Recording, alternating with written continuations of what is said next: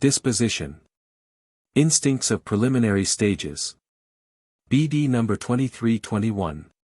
May 3, 1942, the human being's disposition does not release him from having to justify himself for his actions and thoughts.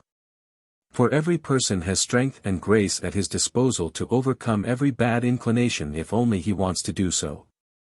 Besides, the soul brought characteristics into its human embodiment which it certainly could have discarded during its previous forms, and as a human being is now allotted tasks which correspond to its present disposition, i.e., which offer the soul the opportunity to emerge victorious from its battle against this disposition. Yet in order to succeed, free will always has to become active, and this, too, will be strengthened by God in accordance with its attitude towards Him.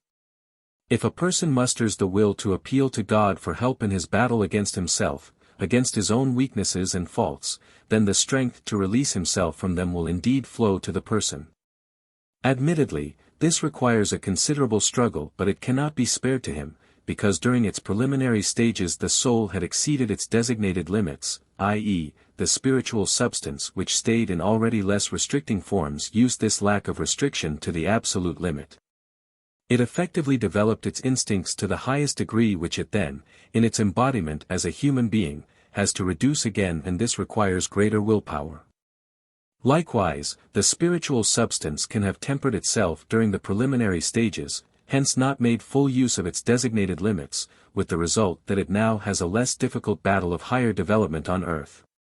But the disposition has at all times been taken into account through the living condition in which the being, according to its inclination, also has the opportunity to master them.